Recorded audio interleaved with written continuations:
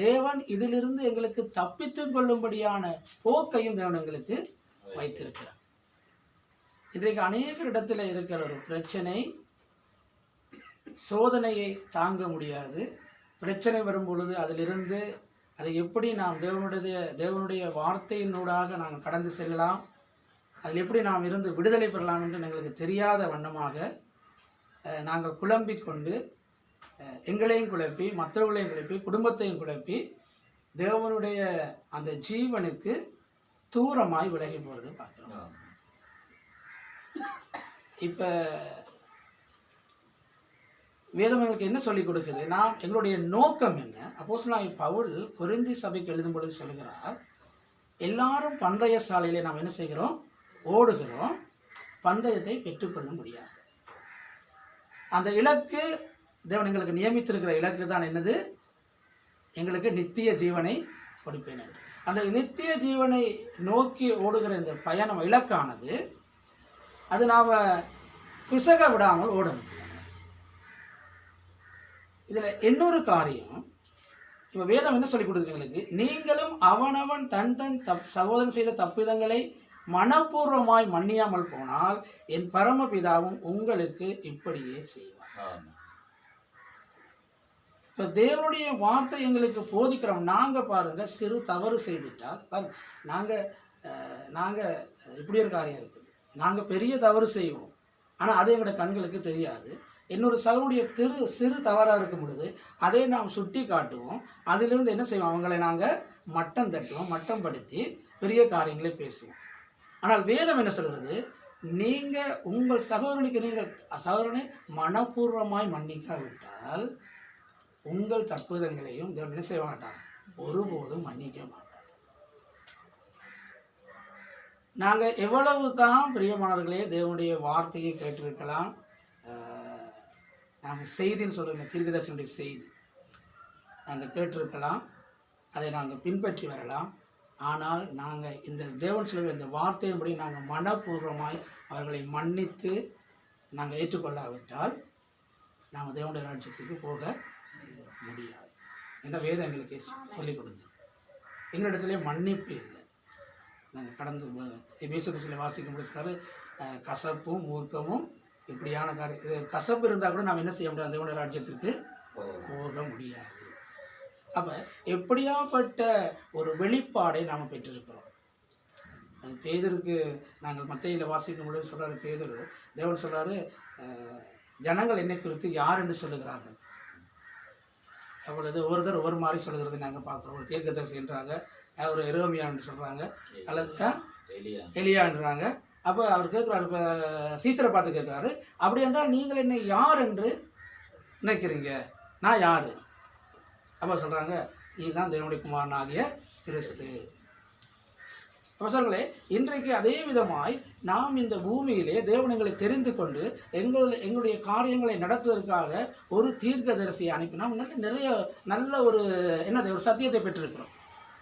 ஒரு தீர்க்கதரிசியை அனுப்பி அவருக்கூடான அந்த காரியங்களில் நாம் என்ன செய்கிறோம்? விசுவாசித்து அப்போ அந்த வெளிப்பாடானது பாருங்கள், அது பரத்தில் இருந்து வருகிற வெளிப்பாடாக இருக்கிறது. இன்றைக்கு அநேகருக்கு இந்த வெளிப்பாடு இல்லாத காரணத்தினாலே என்ன செய்கிறார்கள்? அவர்கள் இந்த தேவனுடைய செய்கிற அந்த ஆராதனையை அசட்டை பண்ணுகிறார்கள். நாங்கள் ராஜ்யம் போகணும், அதாவது தேவனுடைய வார்த்தையை நாம் ஒவ்வொரு நாளும் ஜீவிக்க வேண்டும் இருந்தால் தேவனுடைய கட்டளைகளையும் கற்பனைகளையும் கை கொள்ள வேண்டும். இப்போ தேவனுடைய கட்டளை கற்பனை எங்கே இருக்கிறது? தேவனுடைய வார்த்தையிலே இருக்கிறது. நம்ம தேவனுடைய வார்த்தையை நாம் என்ன செய்யணும்? அதை தேவனுடைய வார்த்தையில் இருக்கிறதை நாம் விசுவாசித்து அதன்படி நாம் நடந்தால் மாத்திரமே தேவனுடைய அந்த ராஜ்யத்திற்குள்ளே பிரவேசிக்க எங்களுக்கு முடியும். வேதம் சொல்லுமானால் நீங்கள் சபை கூடி வருதலை விட்டுவிடாதிருங்களை நாம் என்ன செய்யணும்? வேதம் எங்களுக்கு போதிக்குமானால் சிலர் சபை கூடுவதை விட்டு விடுவது போல நீங்களும் விட்டு விடாதிருங்கள், நாமும் விட்டு விடாது இருப்போம். அப்படின்னு நாம் என்ன செய்யணும்? சபை கூடி வருதலை என்ன செய்யணும்? நாம விட்டு விடாமல் தேவனை ஆராதிக்க வேண்டும். தேவன் நமக்கென்று ஒரு ஸ்தலத்தை தேவன் நிச்சயமாக ஆயத்தப்படுத்தி வச்சிருக்கிறார். அது தேவனை ஆராதிக்கிற ஸ்தலம். நிச்சயமாக நாம் இந்த இடத்திலே தேவனுடைய அனாதி தீர்மானத்தின்படி தேவன் எங்களை நேசித்து எங்களை அழைத்திருக்கிறார். இந்த செய்தியானது, அதாவது கடைசி கால இந்த செய்தியானது இந்த தீர்க்கதரிசியானவரை அனுப்பி அவருக்கூடாக அந்த வார்த்தைகளை தேவன் எங்களுக்கு கொடுத்து வெளிப்பாடுகளை கொடுத்து நாம் எந்த வழியிலே நடந்தால் நான் தேவனுடைய ராஜ்யத்துக்குள்ளே பிரவேசிக்க முடியும் என்றதான அந்த சத்தியத்துக்குள்ளே தேவன் எங்களை நடத்தும் பொழுது நாம் வீணானவர்களாய் என்ன செய்யணுடைய நாட்களை கழித்து கொண்டிருக்கிறோம். தேவனுடைய திட்டத்திற்கு மாறாக செயல்படுகிறோம். தேவன் எங்களை ஆராதிக்க சொல்லியிருப்பானால் நாம் என்ன செய்ய வேண்டும்? ஆராதனை செய்ய வேண்டும். தேவனங்களுக்கு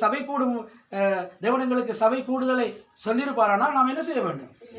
செய்ய வேண்டும். அப்ப தேவன் எங்களுக்கு சொல்லுற நாம் செய்யாத பொழுது நாம் எப்படி தேவனுடைய சமூகத்தில், அது தேவனுடைய ராஜ்யத்திற்குள்ளே பிரவேசிக்கிற அந்த அனுமதி எங்களுக்கு எப்படி கிடைக்கும்? அது ஒருபோதும் கிடைக்கிறது இல்லை. ஏனென்றால் சபையானது அங்கேதான் என்ன இருக்கு? வேதம் சொல்றது சபையில தான் எங்க இருக்கும்? பக்தி விருத்தி அடைய வேண்டுமானால் அது சபைக்குள்ளே நாம் என்ன செய்ய வேண்டும்? சேர வேண்டும். சபையிலே நாம் தேவனை சேர்ந்து ஆராதிக்க வேண்டும். அங்கதான் பக்தி விருத்தி தேவனங்களுக்கு, அங்கதான் தேவனுடைய அந்த அபிஷேகம் இறங்கப்படும். பிரியமானவர்களே, இதனால் வேதங்களுக்கு அப்படிதான் சொல்லிக் கொடுக்கிறது. சபை கூடும் பொழுதுதான் அங்கே பரிசுத்த ஆவியானவர் அங்கே இறங்கி அந்த பக்தி விருத்தி அடைவதற்கான ஒவ்வொரு காரியங்களை எங்களுக்கு தேவன் நடத்துகிறவராக இருக்கிறார். நாம் இந்த சபை கூடி வருவதை நாம் அசட்டை செய்வோமானால் நாம் தேவனுடைய ஜீவனுக்கு அந்நியராக இருப்போம், நாம் தூர போனவர்களாக இருப்போம். அதனால தான் வேதம் எங்களுக்கு தெளிவாய் போதிக்கிறது. உனக்கு சோதனை வரும் பொழுது அதை சகிக்க தேவன் என்ன செய்வார்? எங்களுக்கு போக்கையும் வைத்திருக்கிறார். உன்னுடைய சகோதரனுக்கு நீ மனப்பூர்வமாய் நீ மன்னிக்காவிட்டால் உங்கள் பரமபிதா உங்களுக்கு என்ன செய்ய மாட்டாரா? மன்னிக்க மாட்டாங்க. நாங்கள் இந்த வார்த்தைகளை கேட்ட பொழுது நாம் எப்படி என்னுடைய சகோதரர்களுக்கு நாம் மன்னியாது இருப்பது, எப்படி அவரோடு நாம் சேர்ந்து இந்த ஓட்டத்தை நாம் சேர்ந்து நாம் ஒன்று கூடி ஓடினால் மாத்திரமே நாம் என்ன செய்ய முடியும்? இந்த தேவனுடைய வார்த்தை அப்படியே சொல்லி, நீங்கள் தேவன் எங்களை வந்தது நோக்கமே அதுதான். எங்களை அவர் இழந்து போனதை தேடத்தான் தேவன் இங்கே வந்து அன்பு கொண்டிருக்கிறார். ஆதியில் இழந்து போனதை, அந்த அன்பை தேட, ஆதியில் இழந்து போன அந்த தேவனுடைய முன்குறிக்கப்பட்ட ஜனங்களை தேடி தான் தேவன் இந்த பூமிக்கு வந்தார். அப்போ நாம் சகோதரர்களாய் நாம் இங்கே நாம் கசப்போடும் வைராக்கியத்தோடு நாம் இருப்போமானால் எங்களுக்கு இணைய முடியும். நாம் ஒரு சிறு காரியத்திலே நாம் ஒரு கிழமை 7 நாளிலே ஒரு நாளிலே ஒரு மணித்தியாலம் எங்களுக்கு கூட இருக்க முடியவில்லை என்றால், நாம் கூடிய இடத்திலே தேவனை நோக்கி ஆராதனை செய்ய எங்களுக்கு முடியவில்லை என்றால், நாம் எப்படி இன்னும் நிறைய வரப்போகிற காரியங்களை பற்றி நாம் பேசுகிறோம். வேதம் அப்படித்தானே சொல்லுது, வரப்போகிற காரியங்களை பற்றி நீ பேசுகிற, வானத்தின் அடையாளத்தை எல்லாம் பார்க்குற, மேகம் கருத்தா மலவரெல்லாம் சொல்கிற, நிறைய காரியங்கள்லாம் பற்றி சொல்கிற, ஆனால் தேவனுடைய சித்தத்தை, தேவனுடைய திட்டத்தை உனக்கு அறியாமல் முடியுது. அவருடைய சித்தத்தை உனக்கு அறிய முடியலை. நாம் ஒரு சிறு காரியம், அதனால தான் அங்கே சொல்கிற, நீ 1 மணி நேரமாவது எனக்காக நீங்கள் விழித்திருக்க கூடாதான்னு தேவன் கேட்குற வழியிலே அவர்கள் திரும்ப நாங்கள் பார்க்குறோம், அங்கே சோர்ந்து போகிற வழியை தாங்க நாங்கள் பார்க்குறோம். இப்பொழுதும் அப்படித்தான் இன்றைக்கும் அநேகராகிய நாமும் அவ்விதமான ஒரு சோர்ந்து போகிற காலத்தில் நாங்கள் இருக்கிறோம். ஆனால் இந்த காலத்தில் நாம் என்ன செய்ய வேண்டும்? நாம் விழித்திருக்கிறவர்களாய் வேண்டும். ஏன்னா வேதம் சொல்கிறது, உங்கள் எதிரியால் பிசாசானவன் யாரை விழுங்கலாம் என்று வகை தேடி சுற்றித் திரிகிறான், ஆனால் விழித்திருங்கள் அப்படின்னு. நாம் தேவனுடைய வார்த்தையை நாம் விழித்திருக்கிறவர்களாக இருக்க வேண்டும். பிரியமானவர்களே, தேவனுடைய வார்த்தைகளுக்கு என்ன கூறுகிறது? சபை கூடுதலை நாம் விட்டுவிடக்கூடாது. எங்கேயாவது ஒரு இடத்துல நாம் சகோதரராய் கூடி நாம் தேவனை ஆராதிக்கும் பொழுது தேவன் நிச்சயமாக அந்த இடத்துல நான் வாசம் பண்ணுவேன்னு சொல்கிறான். என் நாமத்தினால 2 பேர் 3 பேர் கூடும் பொழுது அந்த மத்தியில் நான் வாசம் வேணும்னு சொல்கிற தேவன். பிரியமானவர்களே, எங்களுக்கு நிறைய ஆயிரக்கணக்கான ஜனங்கள் தேவையில்லை. தேவனுடைய நாமத்தினாலே 2 பேர் 3 பேர் கூடும் தேவன் அங்கே வாசம் செய்கிறார். ஏனென்றால் தேவன் எங்களை நேசிக்கிறார், தேவன் எங்களை தெரிந்து கொண்டிருக்கிறார், தேவன் எங்களை அழைத்திருக்கிறார்.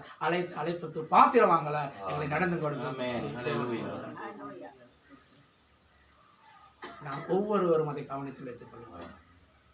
இன்றைக்கு எத்தனையோ ஜனங்களுக்கு இந்த நேரத்தை வீணாக கழிக்கிற வேளையிலே பாருங்க, எவ்வளவோ தூரத்திலிருந்து வந்து தேவனுடைய வார்த்தை, தேவனுடைய காரியங்களுக்காக நாம் பிரயாசம் பொழுது தேவன் இதை மறந்து போக அவர் அநீதி உள்ளவர் அல்ல.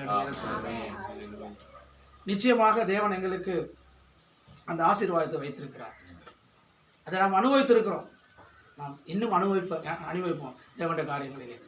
நாம் நினையாத வேளையிலே தேவன் எங்களுக்கு அற்புதமான காரியம் செய்கிற தேவனாக இருக்கிறபடினால பிரியமானவர்களே, நாம் தேவனுடைய வார்த்தைக்கு இணங்கி போவோம். தேவனுடைய வார்த்தை எங்களுக்கு என்ன சொல்கிறது? விசேஷமாய் தேவனை ஆராதிக்கிற விஷயத்திலே நாங்கள் அந்த சபை கூடுதலை விட்டுவிட வேண்டாம். என்னுடைய சபையாருக்கும் சொல்கிறது அதான் நிறைய காரியம். சபை கூடுதலை விட்டு விடாதீங்கன்னா அநேகர் என்ன செய்வாங்க, அவங்களோட வீடு சிலர்கள்லாம் தெரியும், கிட்டத்தில் தான் இருப்பாங்க, வீட்டை சுற்றி ஆலயத்தை சுற்றி தான் இருக்கிறாங்க. ஆனால் ஆலயத்துக்கு வருவது லேட்டாக வருவாங்க. என்ன சொல்லுங்க, வேணாம் அப்படி அசட்டை பண்ணாங்க என்றால் நான் ஒரு காரியம் புரிஞ்சுக்கணும் சார்ங்களே, தேவனுக்காக எங்களுக்காக தேவன் அல்ல, தேவனுக்காகத்தான் நாம் இருக்கிறோம். அவருக்கென்று தான் தேவன் எங்களை தெரிந்து கொண்டார், எங்களுக்காக அல்ல பிரியமானவர்களே. அதனாலே தேவனுக்கென்று தேவனுக்கென்று தேவன் எங்களை அவர் தெரிந்து கொண்டிருப்பாரானால் நாம் எவ்வளவு விசேஷத்த ஜனங்களாய் தேவனுடைய பார்வையில் இருக்கிறோம். அப்போ அவருக்கு நாம் நன்றி உள்ளவர்களாய் இருக்க வேண்டும் என்றால் நாம் நிச்சயமாக தேவனுடைய சமூகத்திலே கூடுகிற ஜனங்களாய் மாற வேண்டும். எங்களுடைய கசப்புகள், சோர்வுகள், இப்படியான காரியங்களை நாம் அகற்றிவிட்டு என்ன நாம் எதற்காக நாம் ஜீவனை பெற்றுக்கொள்ளத்தக்கதாக தான் நம்ம ஓட வேண்டும். நம்ம ஓட வேண்டுமா இருந்தால், எங்களுக்கு ஜீவன் வேணுமா இருந்தால், தேவன் அங்கே வந்து எங்களுக்காக மரித்தது அது வீணாய் போகக்கூடாது. அவர் ரத்தத்தை சிந்தினது வீணாக போகக்கூடாது. தேவன் எங்களுக்காக வந்தார். அவர் வந்ததின் நோக்கத்தை நாம் என்ன செய்யணும்? அவருடைய பிள்ளைகளாக எங்களை கொண்டு தான் தேவன் நிறைவேற்றுவார். ஆகையினாலே நாம் இந்த கால நேரங்களிலே அசட்டை பண்ண வேண்டாம். எங்கே உங்களுக்கு சந்தர்ப்பம் கிடைக்கிறதோ, எங்கே உங்களுக்கு ஒரு ஸ்தானம் இருக்கிறதோ, அது யாருடைய என்று நீங்கள் நமக்கு ஆலயம் இல்லாத வரைக்கும் இல்லையா, இப்படி ஒரு ஆலயம் கிடைக்கலன்னா நம்ம யாருடையாவது ஒருவருடைய வீடிலே கிடைக்கும் வரைக்கும், எங்களுக்கு ஒரு ஆலயம் கிடைக்கும் வரைக்கும், தேவன் அதை எங்களுக்கு ஆயத்தப்படுத்தி தரும் வரைக்கும் சகோதரர்களை ஒருமித்து கூடி அந்த இடத்துல ஆராதனை செய்வது அது மிகவும் ஒரு உச்சிதமான காரியம். நீங்கள் அதை கட்டாயம் செய்ய வேண்டும். உங்களுடைய மனக்கசப்பு எனக்கு தெரியாது, அதை பற்றி நான் ஒன்றும் சொல்ல வரல, அது எனக்கு தெரியவும் தெரியாது, நான் தூரத்தில் இருக்கிறேன். ஆனால் தேவன் சொல்லுகிற காரியத்தை, தேவன் சொல்கிற காரியத்துக்கு நாங்கள் இணங்க வேண்டும், செய்ய வேண்டும் என்றால் தேவனுடைய சத்தத்தை நாங்கள் நிச்சயமாக கேட்கணும். எனக்கு அந்த அனுபவம் இருக்குது பிரியமானவர்களே. நான் அதாவது என்னுடைய மாமனார்களுக்கு தெரியும், ஒரு நான் அந்த நேரம் நான் ஊழியம் செய்யலை. அதாவது நாங்கள் சபையில் வேலை செய்வோம். நாங்கள் பாய் விரிக்கிறது, இப்படியான காய் கூட்டுறது, துடைக்கிறது, டென் கட்டுறது, அந்த வேலை செய்து கொண்டிருக்கிற வழியில் என்னுடைய மாமனாருக்கும் எனக்கு அவர் மாமா ஆக போகிறவர். அப்போ சில இது கோபம் வந்தது, இன்னொரு பிரச்சனையில் பேச விட்டுனா. அப்போ எனக்கு கோபம் வந்துடுச்சு. அப்போ நான் அவரோட பேசாமல் இருந்தேன். அப்போ ஒரு கிழமை 2 கிழமை இருக்கும் நான் பேசலை. நான் இரவு நித்திரை செய்துட்டு ஒரு விடியப்புறம் இருக்கும் ஒரு சத்தம் கேட்குது எனக்கு, என்னை கனம் பண்ணுன்ற சத்தம். நான் விடிய போய் அவரோட நான் பேசுவேன். அதை தேவன் பேசின காரியம். வேதம் சொல்கிறது கனம் பண்ணதிலே ஒருவருக்கொருவர் முந்திக் கொள்ளுங்கள். அவங்க சிறியவர்களாக இருக்கலாம், பெரியவர்களாக இருக்கலாம், அவங்க எப்படியாப்பட்டவர்களாக கூட இருக்கலாம். ஆனால் கனம் பண்ணதை நாம் என்ன செய்யணும்? முந்திக் கொண்டு.